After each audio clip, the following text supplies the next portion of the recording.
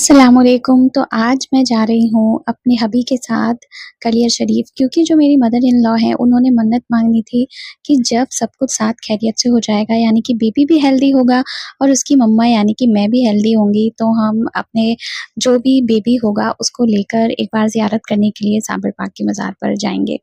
तो सबसे पहले हम आए थे रुड़की, तो रुड़की मेरा मतलब मायका है और रुड़की से पिरान कलियर अगर आप लोगों को पता होगा तो बहुत करीब है, सिर्फ 8 किलोमीटर है।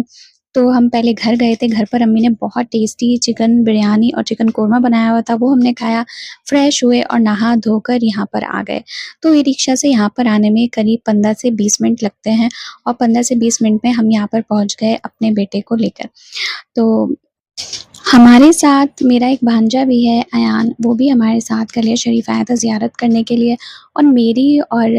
मेरी फैमिली और मेरे ससुराल वाले हम सभी यहाँ पर आते हैं और हम सबकी मन्नतें मुरादें यहाँ से अल्हम्दुलिल्लाह पूरी होती रहती हैं। तो अंदर हम फुटवियर लेकर नहीं जा सकते, तो हम बाहर ही उतार रहे हैं और ये जो भाई साहब हैं वो हमें टोकन दे देते हैं और जब हम बाहर आएँगे तो इसी टोकन से वो हमारे जो फुटवियर हैं वो वापस कर देंगे।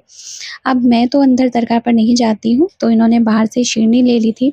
फूल और शीरनी ले ली थी चढ़ाने के लिए अंदर, और चादर के लिए मैंने इन्हें मना कर दिया था, मैंने कहा बस आप शीरनी लेकर चले जाइए। तो अयान और ये बेबी को लेकर अंदर जाएँगे और ये जो आपको पेड़ दिखाई दे रहा है, ये है गुल्लर का पेड़। साबिर पाक के बारे में अगर आप डिटेल से जानना चाहते हैं और ये जानना चाहते हैं कि 12 साल तक उन्होंने खाना क्यों नहीं खाया था, तो मुझे कमेंट में बताइएगा, मैं आपको इनकी हिस्ट्री भी ज़रूर बताऊँगी। तो ये जो आपको पेड़ दिखाई दे रहा है, ये गुल्लर का पेड़ है, सिर्फ़ इसी को ही खाकर वो 12 साल तक कलिया शरीफ में रहे अपने मामू जान के पास, जिन्हें बाबा फ़रीद या बड़े खान के नाम से जाना जाता है। उनकी दरगाह भी आगे है और कहते हैं कि पहले साबिर पाक के पास आने से पहले बड़ी दरगाह यानी कि बाबा फ़रीद की दरगाह पर जाना चाहिए, बड़े खान की दरगाह पर, लेकिन अभी टाइम कम था क्योंकि हमें वापस देहरादून भी जाना है, तो हम सबसे पहले यहाँ पर अपनी मन्नत को पूरी करने के लिए आए थे। तो ये दोनों तो चले गए हैं अंदर और मैं बैठी हूँ बाहर।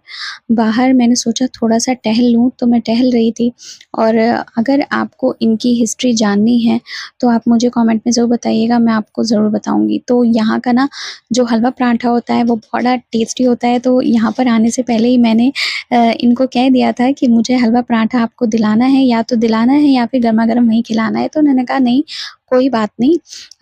हम लेकर चलेंगे, घर पर खा लेना। और फिर यहाँ पर मुझे एग रोल वाला दिख गया और मैं तो हूँ चटोरी, तो मैंने बोला चलो एग रोल भी पैक करा लेते हैं घर के लिए और अपने भतीजे इस्माइल के लिए। तो हमने यहाँ पर शीरनी ली, हलवा पराठा लिया और एग रोल लिया। अब हम घर के लिए रवाना हो रहे हैं